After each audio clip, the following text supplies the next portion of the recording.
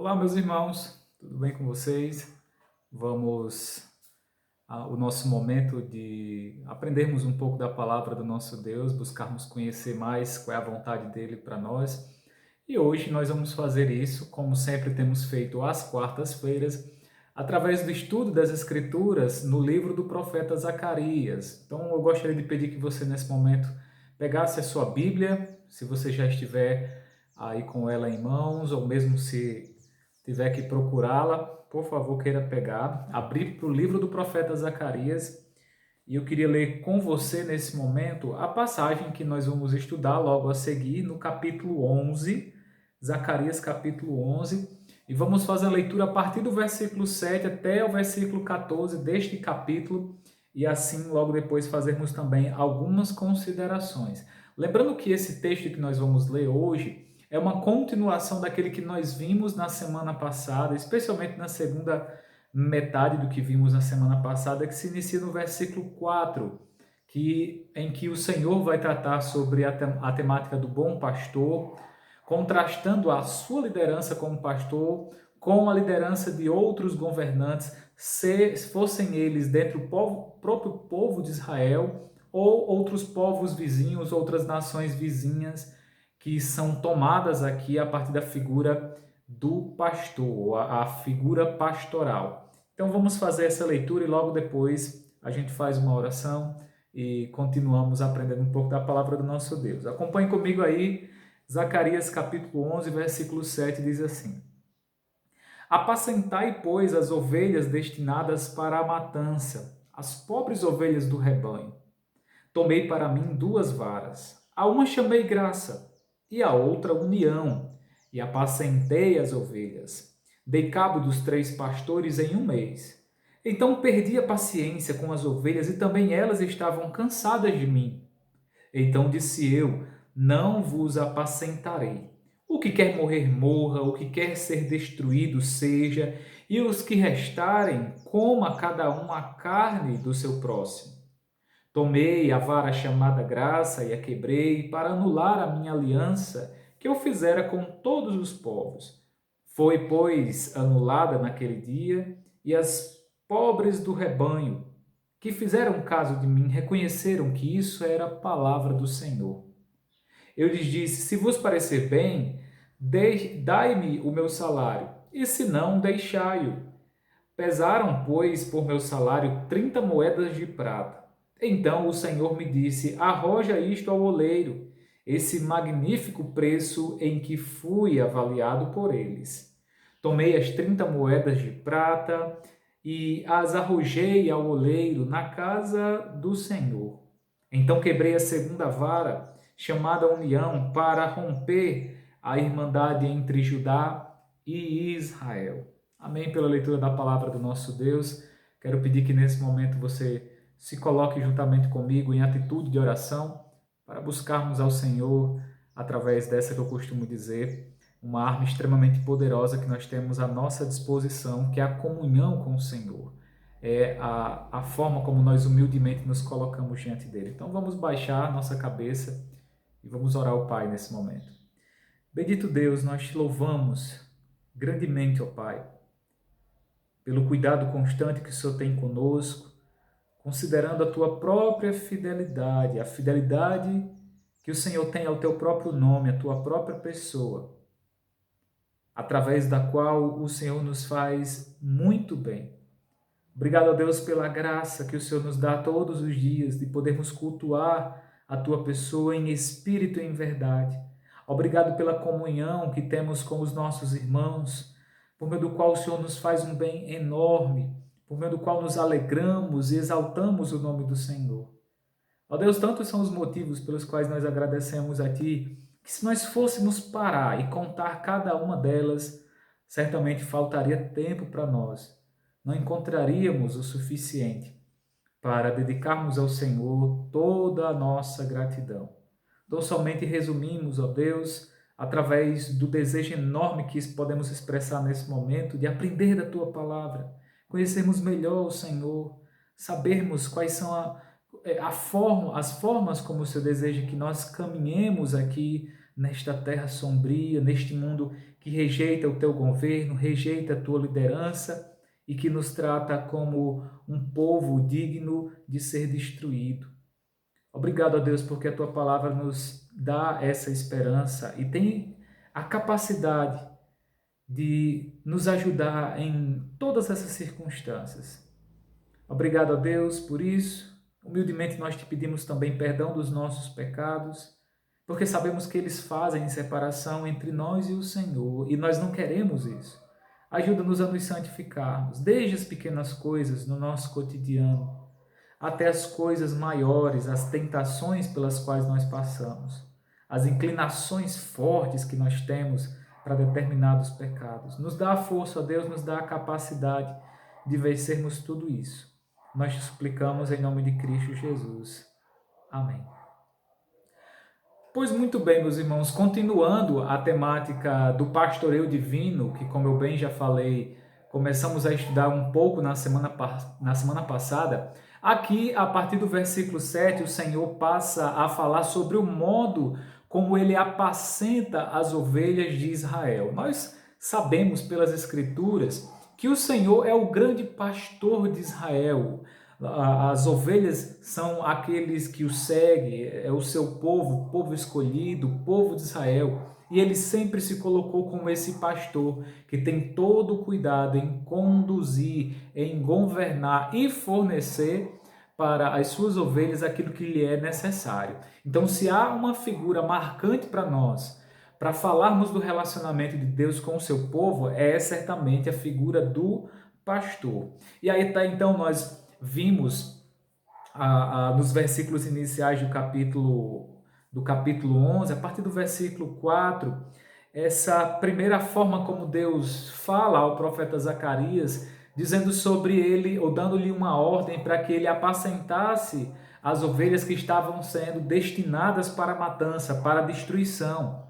E como nós podemos perceber naquela ocasião, aqueles, ou parte daquelas ovelhas, daqueles pastores, nós percebemos que diziam respeito aos governantes, sejam eles ou fossem eles do povo, líderes do povo, especialmente a figura do seu rei, como também os líderes de outras nações que estavam ali vizinhas e que por diversas vezes oprimiram o povo de Israel. Ora, o povo sabia muito bem o que era isso, porque o povo estava chegando do cativeiro babilônico. Parte deles já tinham voltado, agora assírio, né?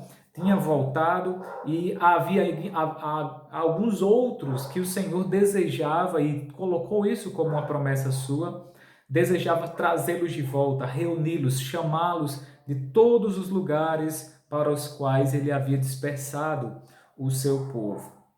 Então ele fala sobre esses tipos de pastores. E é importante nós entendermos que ele vai contrastar essas figuras pastorais que não cumpriam com a sua responsabilidade, muito pelo contrário, tiravam proveito das ovelhas, faziam mau uso do governo que exercia, da liderança que exercia sobre elas para fins particulares, para o benefício próprio, para o enriquecimento, o lucro próprio. Essa forma de governo, obviamente, era reprovável diante de Deus.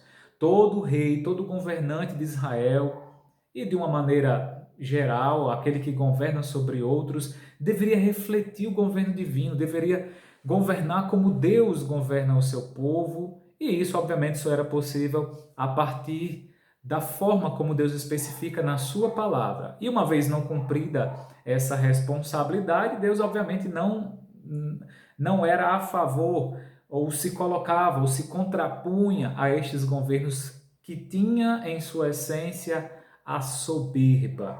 E aí lembra que nós fizemos um contraste também muito agudo entre a soberba como aquilo que move Deus a se opor, enquanto que a humildade é aquilo que abre a oportunidade para que Deus seja favorável. E aí vem aquela máxima, que inclusive é repetida no Novo Testamento, de que Deus resiste aos soberbos, Deus se contrapõe aos soberbos, enquanto que dá graça aos humildes. Nunca nos esqueçamos, meus irmãos, a humildade é aquilo que abre porta ao favor divino. Portanto, sempre nos acheguemos a Deus humildemente. Não somos merecedores de nada, Ele é o grande Deus, o Deus excelso, soberano. Nós somos diante dele como que um pó, um grão de pó na balança, não somos nada. As nações são consideradas por ele como coisa muito pequena, é o que ele vai dizer em Isaías, o capítulo 40. Então isso já ficou nítido para nós. No entanto, isso deixa explícito que nenhuma forma de governo humano servia para guiar o povo de Deus. Mesmo o melhor dos reis, seja especialmente a figura do grande rei de Israel, Davi, mesmo Davi cometeu erros na sua forma de liderar o povo, apesar de que se aproximou muito daquilo que era a vontade de Deus, daquilo que era o padrão de Deus, mas num sentido total, num sentido perfeito, só o governo divino era capaz de levar o povo, de conduzir o povo da forma correta, da melhor forma possível. Só o Senhor era capaz de fazer isso, só o Senhor era capaz de governar dessa forma. A falha dos homens trouxe, portanto, luz também que as próprias ovelhas seriam punidas pelo seu comportamento de insubmissão ao Senhor. O fato de Deus ser favorável como pastor às suas ovelhas, isso não implicava dizer necessariamente que ele nunca agiria no sentido de discipliná-las, no sentido de fato, fazê-las sofrer por conta do seu próprio pecado, que, em suma, a principal razão, como já foi colocado, é o pecado. Deus não lança o seu desfavor ou a sua ira de maneira gratuita ou sem uma razão. A motivação geralmente a principal é o pecado do ser humano. Então, a falha dos governos humanos, desses pastores, seja do povo de Israel, seja das nações vizinhas, trouxe à luz que a única forma de governo que realmente funcionava ou funcionaria era melhor, era a do Senhor. E que um comportamento de insubmissão era, portanto, digno ou passivo da ira de Deus, do derramamento da ira de Deus. O que, por sua vez, fica nítido nos versos seguintes da narrativa, quando nós formos ver, ou como nós iremos ver. Agora, digno de nota também, meus irmãos, o fato de que a compaixão divina em relação à falta de empatia por parte dos pastores humanos é algo que vai ser nítido aqui e que é importante porque vai dominar o restante da narrativa. Então, a compaixão divina ela vai ser contrastada com a falta de empatia por parte dos governantes humanos, dos pastores humanos. Empatia, novamente, relembrando o que é essa postura de se colocar no lugar do outro, especialmente no momento de dificuldade. É a capacidade de você sofrer no lugar do outro, de você se importar, ter compaixão, misericórdia pelo outro. Enquanto que os governos, os pastores, os governantes só viam as ovelhas como uma fonte de lucro e benefício próprio, o Senhor se coloca num patamar completamente distante desse que nós vimos inicialmente. O Senhor as via com compaixão, o Senhor era compassivo, o Senhor era benigno, misericordioso, ainda que não as deixasse, preste muito bem atenção, sem a devida punição por conta dos pecados delas. As ovelhas seriam punidas, e o fato delas serem punidas não necessariamente fazia com que se perdesse de vista a graça de Deus, em que se perdesse de vista a compaixão divina. É como um pai que disciplina o seu filho batendo por conta de uma malcriação. Ele bate não é porque ele acabou, ficou vazio, não tem mais compaixão, não tem mais amor pelo seu filho. Muito pelo contrário, a própria punição é uma demonstração do amor do pai, da mãe, pelo filho que está sendo disciplinado. A Bíblia coloca, inclusive, que a disciplina é uma prova do amor de Deus pelo seu povo.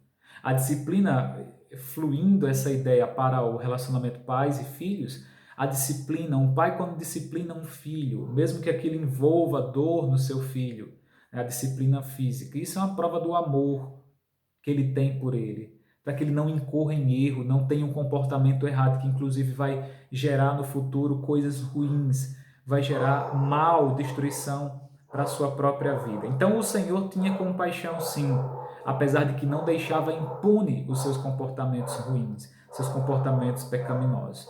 A fragilidade das ovelhas despertava nele, como nós vemos no texto aqui, a compaixão, enquanto que a rebeldia do povo despertava o seu favor. Deus olhava para o povo e tinha compaixão daquele povo. Como Jesus Cristo bem olhou no Novo Testamento para o povo de Israel naquela época, viu o seu sofrimento, as angústias pelas quais o povo estava passando e se compadeceu delas, porque elas estavam como que ovelhas que não têm pastor. E aqui traz novamente a nossa vista a ideia da importância da liderança, que é um tema presente no texto que nós estamos estudando. Então fica nítido isso. Não há contradição nessas duas coisas. A compaixão divina que ele tem para com o seu povo e a punição ou a rebeldia e o modo como ele, com ira, trata o povo, né, os disciplinando. E ele, para tanto, ele usa na continuação do verso duas varas. A vara, obviamente, era aquele instrumento utilizado pelo pastor para conduzir as ovelhas, para governá-las, para lhe dar direcionamento, para discipliná-las, ensiná-las. Então era a ferramenta principal do pastor para conduzir as ovelhas. Era estas varas. Ele diz, né? Apacentei, pois, as ovelhas destinadas para a matança, as pobres ovelhas do rebanho. Tomei para mim duas varas, a uma chamei graça e a outra união, e apacentei as ovelhas. Dei cabo dos 3 pastores no mês. Então perdi a paciência com as ovelhas e também elas estavam cansadas de mim. Então disse eu, não vos apacentarei. O que quer morrer, morra. O que quer ser destruído, seja. E os que restarem, coma cada um a carne do seu próximo. Então o Senhor usa essas duas varas. Uma se chama graça, a outra se chama união. Obviamente que isso aqui é uma linguagem figurativa, mas que nos traz muita ideia de governo. O Senhor governava com graça. O Senhor também, por meio dessa vara da graça, ele também governava com a outra vara, a vara da união. E essas duas varas indicam como foi pontuado anteriormente essa forma de governo segundo o qual Deus liderava as ovelhas. E o texto conclui, no final desse versículo, que ele as apacentou. Meus irmãos, a forma como Deus lidou com o seu povo em toda a sua história e lida conosco ainda hoje é com graça, com misericórdia. A graça é a maior prova do favor divino. A graça é que faz com que a misericórdia de Deus se renove sobre nós todos os dias, com que Ele nos dê o mantimento, com que Ele nos forneça tudo aquilo que é necessário para a nossa vida, especialmente não só a nossa vida física, mas a nossa vida espiritual também. Então o Senhor, por meio da sua graça, nos dá tudo o que é necessário. E aí, Ele também governa por meio da união. Essa união entre tanto o reino de Judá quanto o reino de Israel só é possível mediante a graça de Deus. Uma depende da outra. Essas duas varas indicam essa forma de governo da parte de Deus. E aí no versículo 8 ele destaca que deu cabo de 3 pastores no mês. E aqui é interessante nós considerarmos que não há como nós sabermos quem eram esses 3 pastores ou a que necessariamente o Senhor está se referindo, a quem necessariamente, a que governantes necessariamente o Senhor está se referindo. Né? Fossem eles pastores judeus, líderes judeus, talvez os três últimos reis de Judá, ou não sabemos ao certo. Né? Mas o fato é que eles não cumpriram com o papel de governo que estava sob o seu controle. E por conta disso, Deus deu cabo deles em um mês. É o que nós conseguimos entender a partir dessa linguagem. Não conseguimos identificar ao certo quem eram esses 3 pastores. E aí, subitamente, na segunda metade do versículo 8, ele diz o seguinte: então perdi a paciência com as ovelhas, e também elas estavam cansadas de mim. Deus diz que ele perdeu a paciência com as ovelhas e elas, ao que tudo indica, é uma consequência. Ele perdeu a paciência porque elas estavam cansadas do Senhor. E é importante nós destacarmos aqui, como o próprio Deus destaca, essa característica, essa qualidade de Deus, que é a longanimidade, a paciência. E mesmo e apesar das nossas deliberadas rebeldias, ele ainda assim tem paciência conosco, é longânimo. Em Salmos, vamos passar algumas passagens rapidamente. Aí, Salmo 103, olha o que é que ele diz a esse respeito, acerca dessa característica do Senhor.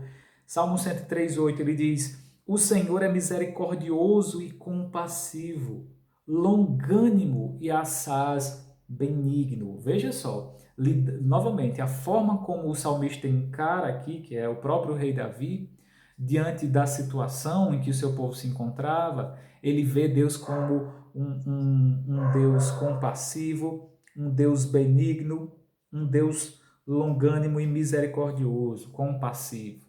Todas essas características que falam sobre o modo como Deus lida com o povo, como Deus se relaciona com o povo, especialmente em momentos de rebeldia por parte do povo. Deus é longânimo. Outro texto que nos fala também sobre isso é o livro de Êxodo, segundo livro aí das Escrituras, Êxodo capítulo 34. Olha o que nos é dito aqui, 34, versículos 6 e 7.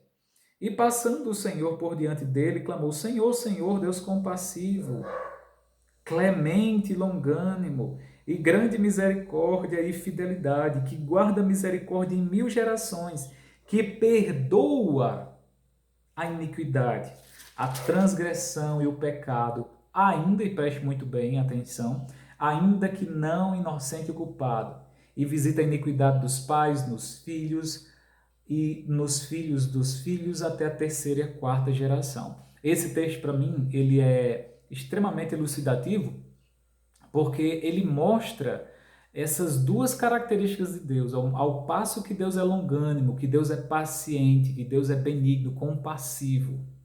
Ele não deixa impune os pecados. Ele não deixa impune a iniquidade, tudo de mal que o seu povo fazia. Há um tempo em que Deus derrama da sua ira. Há um tempo em que Deus se cansa, em que a sua longanimidade dá lugar à sua ira. Naum, encontra aí Naum, voltando um pouco antes de Abacuque, você vai encontrar Naum, livro pequeno também, um dos profetas menores. Capítulo 1, versículo 3 diz assim: O Senhor é tardio em irar-se, mas grande em poder, e jamais inocenta o culpado. O Senhor tem o seu caminho na tormenta e na tempestade, e as nuvens são o pó dos seus pés. Como quem se lembrou aí da música do corinho Incomparável, né? Provavelmente vem desse texto aqui. O Senhor é tardio em irar-se, apesar de que não deixa impune os pecados. É como alguém, né, alguém faz um mal para você, você diz: não, espera que no momento certo eu vou lidar com isso que você fez comigo, né? Pastor, quer dizer isso aí é a vingança? Alguns tratam como vingança, né?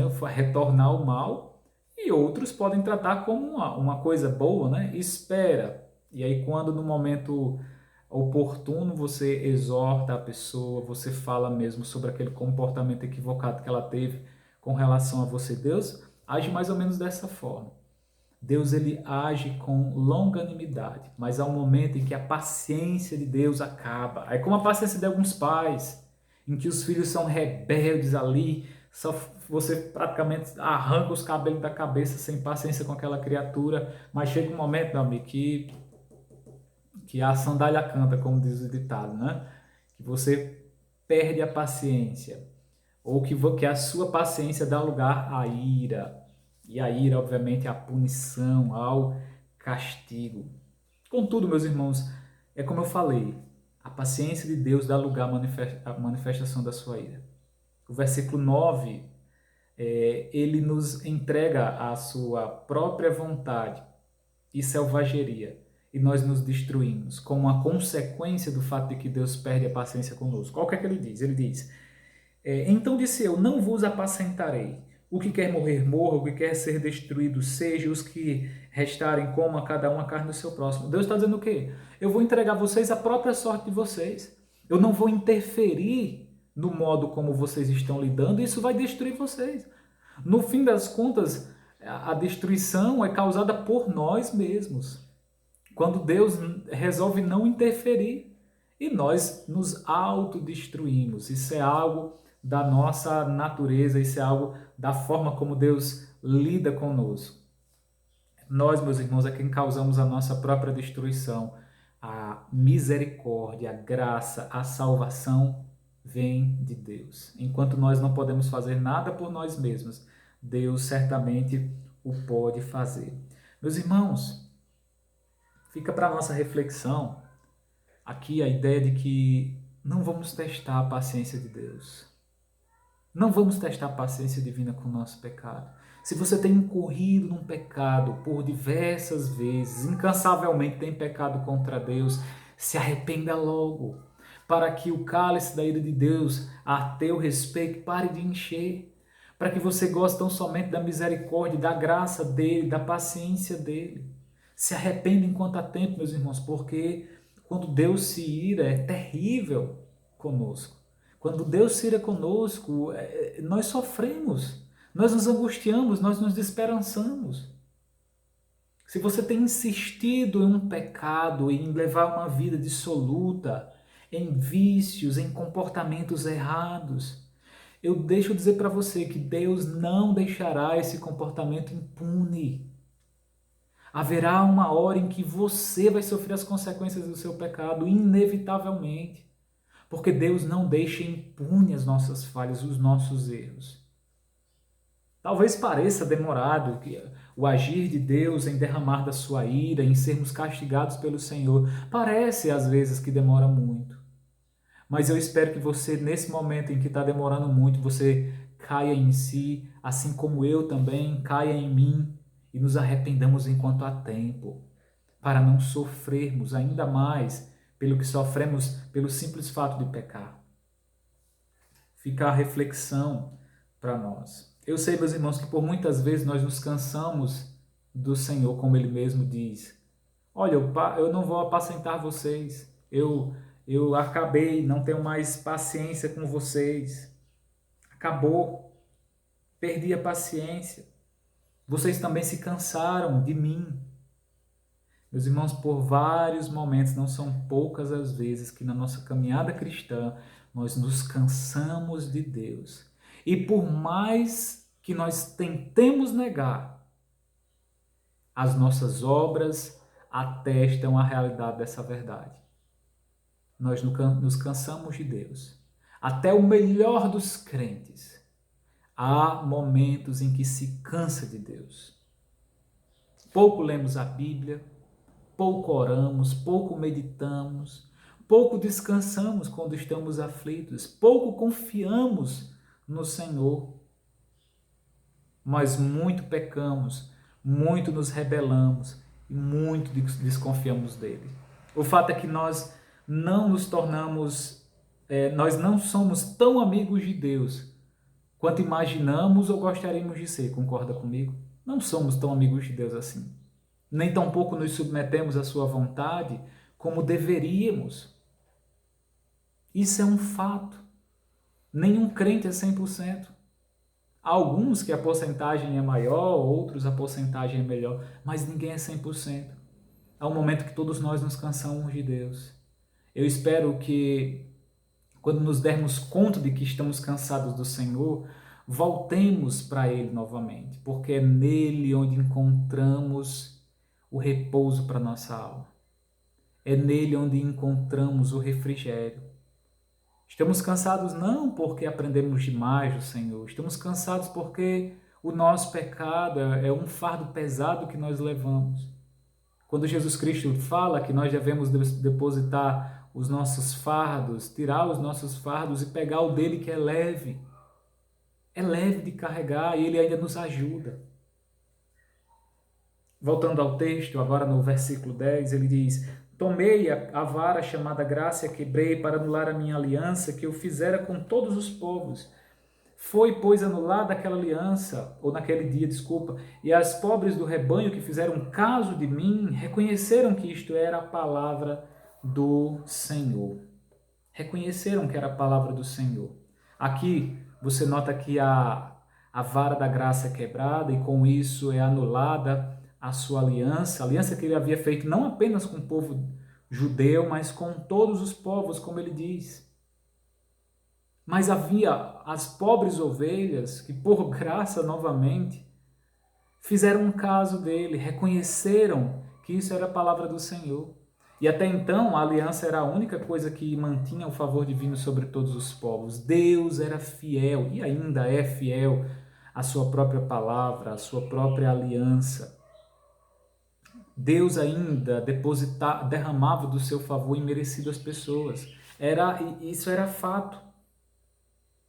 E uma vez quebrada ali a aliança, eles não gozariam mais do seu favor, não gozariam mais da sua graça, da sua misericórdia, e a sua graça agora daria lugar à ira, apenas a sua ira.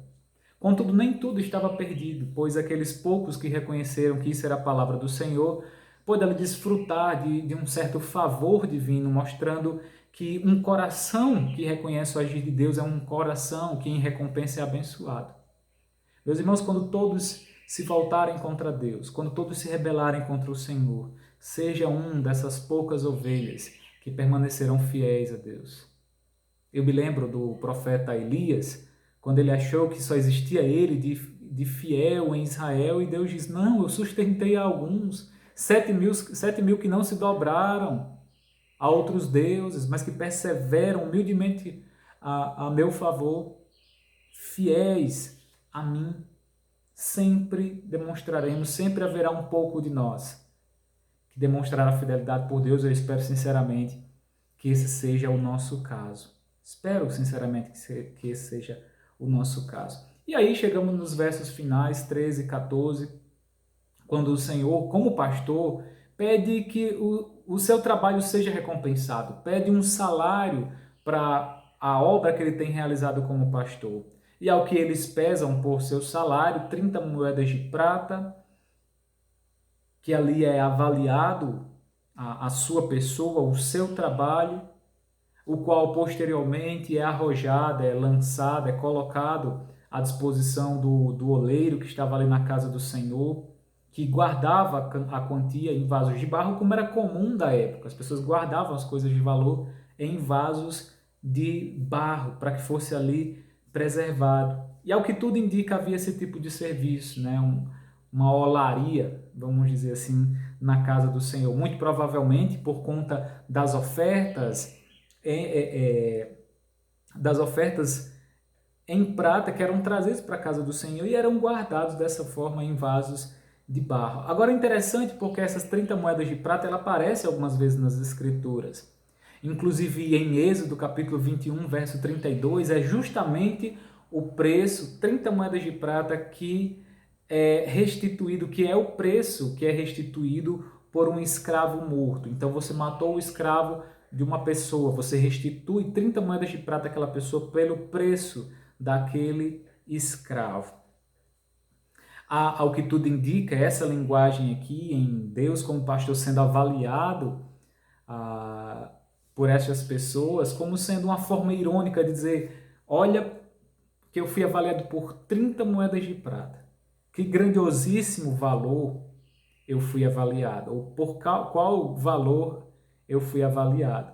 E esse texto, inclusive, é citado em Mateus, no capítulo 27, no versículo 9, como um cumprimento das Escrituras em relação às 30 moedas de prata que Judas recebeu por parte dos fariseus, por parte dos líderes ali,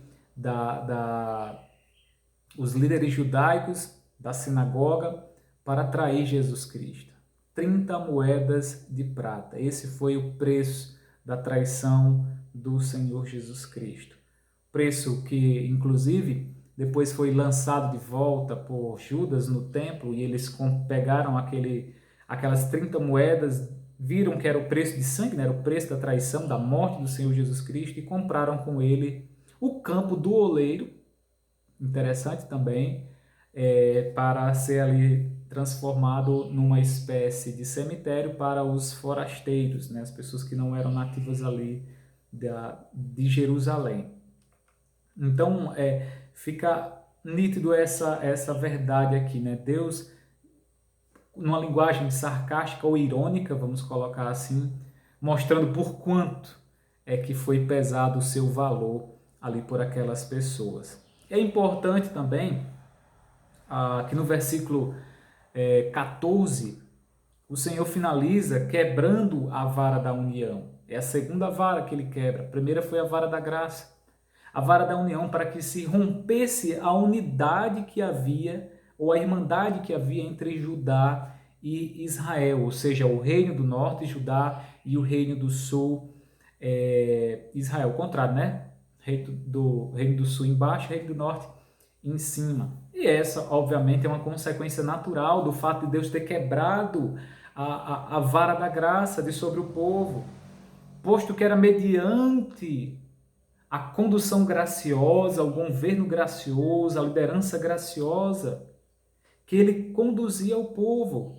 E por meio dessa graça, através da qual ele conduzia o povo estava unido.